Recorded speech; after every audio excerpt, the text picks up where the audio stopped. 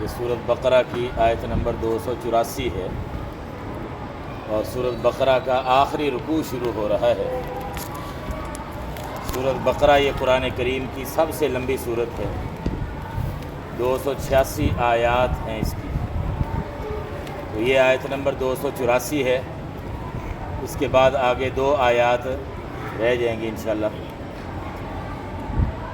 یہ جو رکوع ہے، یہ آخری 3 آیات، یہ پوری سورۃ بقرہ کا گویا خلاصہ ہے۔ سورۃ بقرہ میں اللہ رب العزت نے بڑی تفصیل سے عقائد کے بارے میں، ایمان کے بارے میں، مومنین کے بارے میں، متقین کے بارے میں، کفر اور کافروں کے بارے میں، نفاق اور منافقوں کے بارے میں، شرک اور مشرکوں کے بارے میں، اہل کتاب یہودیوں اور بنی اسرائیل اور نصارہ کے بارے میں بہت سے مضامین اور تفصیلات بیان فرمائی ہیں۔ ایمان والوں کی صفات بیان کی، متقی لوگوں کی صفات بیان کی، اور کافروں کی بری خصلتوں کا ذکر کیا۔ خصوصاً بنی اسرائیل کے بارے میں بہت سی آیات آئیں اور اس میں تفصیل آئی، ان کی ناشکریوں کو اور بری خصلتوں کو بیان کیا گیا۔ پھر اسلام کی بنیادی تعلیمات وہ بڑے اہتمام اور تاکید کے ساتھ ان کا حکم ذکر کیا گیا۔ نماز کے بارے میں، زکوٰۃ کے بارے میں، حج کے بارے میں، روزے کے بارے میں احکام ذکر کیے گئے۔ جہاد کے احکام آئے، قصاص کے بارے میں احکام آئے، اسی طرح شراب کی حرمت کے بارے میں احکام آئے، اور اسی طرح سود کی حرمت اور سود کے بارے میں سخت وعیدیں بیان کی گئیں، اور قرضے اور معاملات لین دین کے بارے میں کئی احکام کا ذکر ہوا۔ اب یہ جتنے بھی احکام ہیں کافی تفصیل سے، طلاق کا حکم اور اس کے بارے میں مسائل آئے، خلا کے مسائل آئے، عدت کے مسائل آئے، رضاعت یعنی بچوں کو دودھ پلانے کے بارے میں احکام آئے۔ تو یہ احکام جتنے بھی آئے ہیں سورۃ بقرہ میں، کافی سارے احکام بیان ہوئے، تو ان سب کا تعلق ہے اخلاص کے ساتھ، اور اخلاص کا تعلق ہے دل کے ساتھ۔ ان احکام پر اگر اخلاص سے عمل ہوگا تو پھر ہی کامیابی مل سکتی ہے، پھر ہی اپنے رب کو راضی کر سکتے ہیں۔ اور اگر ریاکاری ہو، دل سے، خوش دلی سے اللہ کو راضی کرنے کے لیے یہ اعمال نہ کیے جائیں، ان احکام پر دل سے عمل نہ ہو، تو پھر ظاہر ہے کہ وہ اللہ رب العزت کی رضا اور کامیابی حاصل نہیں کی جا سکتی۔ اس لیے یہ جو آیت ہے، اس میں دل کے بارے میں، باطن کے بارے میں یہ تاکید کی جا رہی ہے کہ دیکھو اللہ پاک بڑا قادر ہے، قادر مطلق ہے، ایسا قادر ہے کہ آسمانوں کا بھی وہ مالک ہے، زمینوں کا بھی وہ مالک ہے۔ آسمانوں کے اندر جتنی چیزیں ہیں اللہ اس کا بھی مالک ہے، زمین میں جو کچھ ہے اللہ اس کا بھی مالک ہے۔ جب وہ ایسا مالک ہے، وہ ایسا قادر ہے، ان کو پیدا بھی کر سکتا ہے، ان کو سنبھال بھی سکتا ہے، یہ سارا نظام وہ چلا سکتا ہے، اتنی بڑی قدرت والا وہ رب ہے۔ تو وہ اللہ تمہارے دلوں کو دیکھ رہا ہے، وہ علیم بھی ہے، اس کا علم بھی کامل، اس کی قدرت بھی کامل۔ علم اور قدرت، قرآن کریم میں اللہ پاک کی جو صفات بیان کی گئی ہیں، ان میں یہ 2 صفات بہت کثرت سے بیان کی گئی، اللہ کی قدرت، اللہ کا علم، تاکہ بندوں کے دل و دماغ میں یہ بات بیٹھ جائے کہ وہ قادر بھی ہے، جزا دینے پر بھی قادر ہے، وہ پکڑنے پر بھی قادر ہے، اس کے لیے کوئی مشکل نہیں، اور ہماری ساری حرکتیں اس کے علم میں بھی ہیں، کوئی ہماری حرکت، کوئی ہمارا کام اس کے علم سے چھپا ہوا نہیں ہے، چاہے ہمارے ظاہری اعضاء کے عمل ہوں، چاہے ہمارے دل کی کیفیات ہوں، دل کے ارادے ہوں، دل کے جذبات ہوں، اللہ کو سب معلوم ہے۔ فرمایا کہ تمہارے دل میں جو کچھ ہے تم اس کو چاہے ظاہر کرو چاہے اس کو چھپاؤ، اللہ پاک کو پھر بھی پتہ ہے، اللہ تمہارا حساب لے گا۔ تمہارے دل میں جو کچھ ہے، کسی کے بارے میں حسد ہے، کسی کے بارے میں کینہ ہے، کسی کے بارے میں بغض ہے، جی اللہ کو پتہ ہے، اور کس کے بارے میں محبت ہے، جی وہ بھی اللہ کو پتہ ہے، اخلاص کا بھی اللہ کو پتہ ہے۔ یحاسبکم بہ اللہ، اللہ پاک تمہارا حساب لے گا، ظاہری اعمال کا بھی حساب ہوگا اور دل کے اعمال کا بھی حساب ہوگا۔ تو دل کے جو اعمال ہیں وہ بھی دو قسم کے ہیں، کچھ جائز ہیں، کچھ ناجائز ہیں۔ اسی طرح دل میں جو خیالات ہوتے ہیں وہ بھی دو قسم کے ہیں، کچھ ہیں غیر اختیاری خیالات اور کچھ ہوتے ہیں اختیاری خیالات۔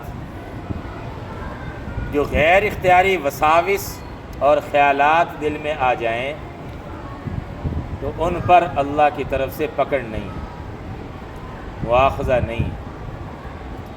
ہاں، جو انسان خود جان بوجھ کر خیال لائے، ارادہ کرے برے خیالات کا اور گناہ کا پکا ارادہ کر لیتا ہے کہ میں نے یہ گناہ لازمی کرنا ہے، اگرچہ کرنے کا موقع نہ مل سکے لیکن اپنی طرف سے اس نے پکا ارادہ کر لیا تھا اور اس کے لیے کوشش بھی کرتا رہا، لیکن آگے صورتحال ایسی بن گئی کہ وہ گناہ کر نہیں سکا، تو وہ کر لیتا تو کرنے کا گناہ تو الگ، اس کی سزا تو الگ، لیکن یہ جو اس نے پکا ارادہ کر لیا ہے گناہ کرنے کا، اس کا وبال اور اس کی سزا الگ اس کو ہوگی۔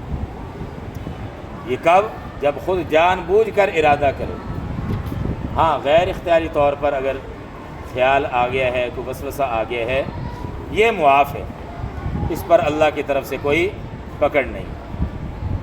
حضرات صحابہ کرام رضوان اللہ علیہم اجمعین، ان سے زیادہ اخلاص والا کون ہو سکتا ہے امت میں سے؟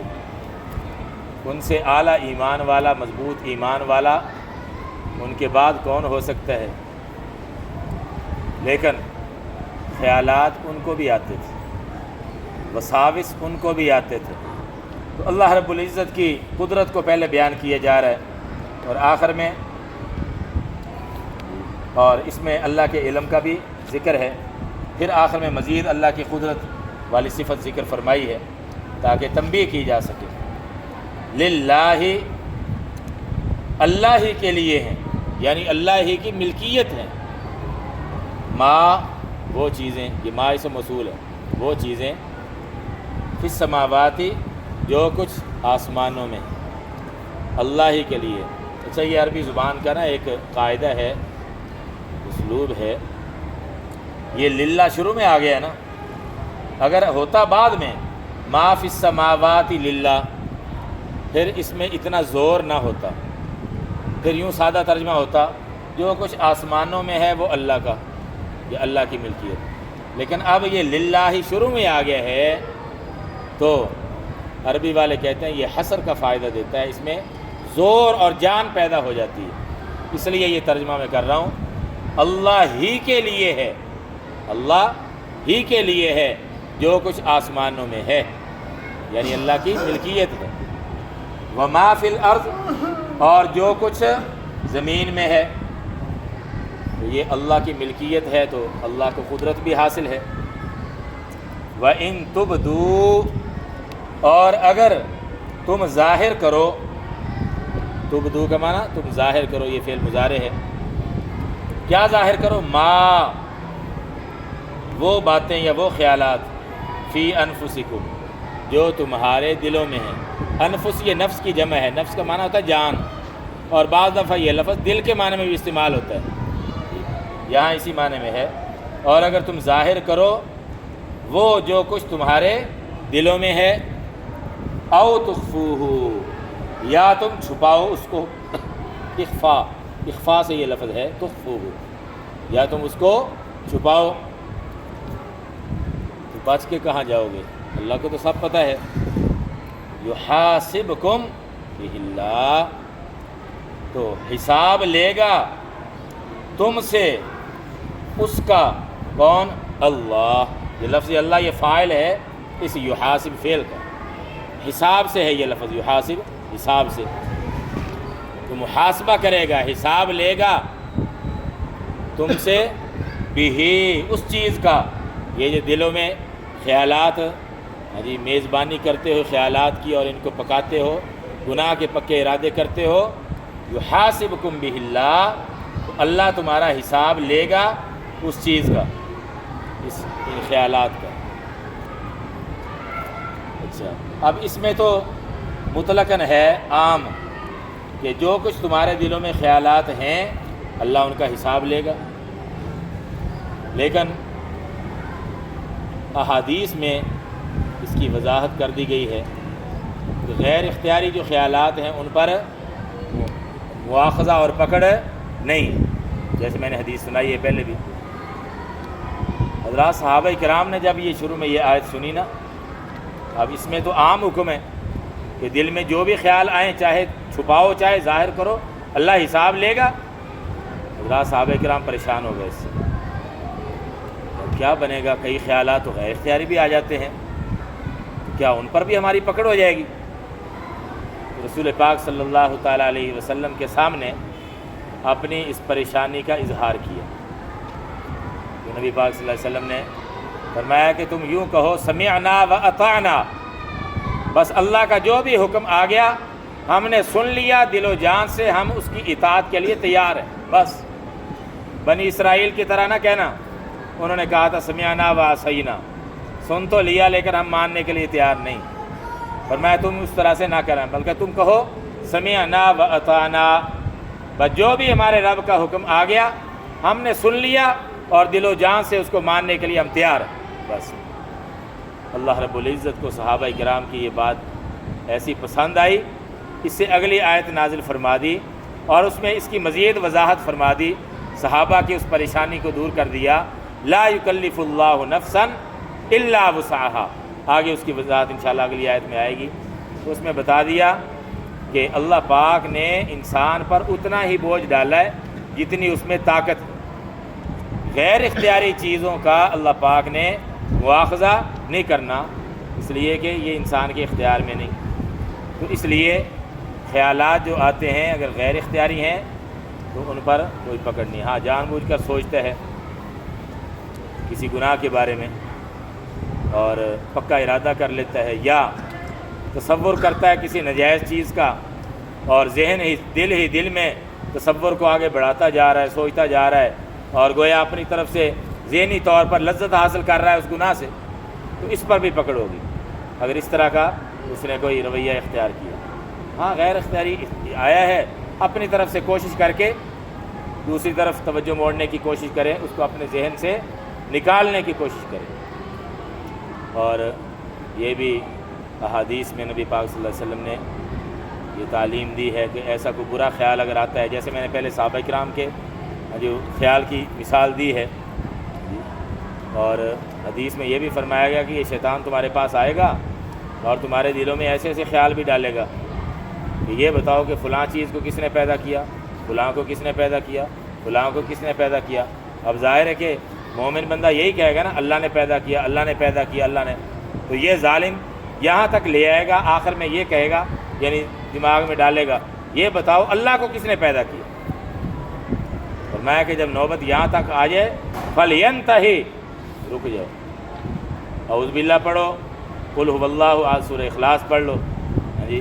اور یہ بھی آتا ہے کہ کوئی ایسے غلط کو وسوسے آئیں، خیالات آئیں تو بائیں طرف 3 دفعہ چتکار دو، اعوذ باللہ من الشیطان الرجیم پڑھ لو، ٹھیک ہے۔ تو ویسے ہی علماء نے یہ فرمایا کہ یہ جو آخری صورتیں ہیں چاروں خل ہو جائیں یا آخری تینوں صورتیں ہو جائیں، سورہ اخلاص اور سورہ فلق اور سورہ ناس، صبح و شام 3 دفعہ پڑھنے کا معمول بنانا چاہیے۔ حدیث میں اس کی تاکید ہے، فضیلت ہے، تو انشاءاللہ اس کی برکت سے بھی یہ غلط وساوس اور خیالات دور ہوتے ہیں، اللہ پاک اس سے حفاظت فرماتا ہے۔ فَيَغْفِرُ لِمَن يَشَاءُ، پس وہ بخشش دے گا، کون؟ اللہ۔ یغفر مغفرت سے یہ لفظ، پس وہ بخش دے گا لمن یشاء، اس کو جس کو وہ چاہے گا، یا وہ بخشش کر دے گا اس کے لیے جس کو وہ چاہے گا۔ وَيُعَذِّبُ مَن یشاء، اور وہ عذاب دے گا اس کو جس کو وہ چاہے گا، جس کو چاہے گا بخشے گا، جس کو چاہے گا عذاب دے گا۔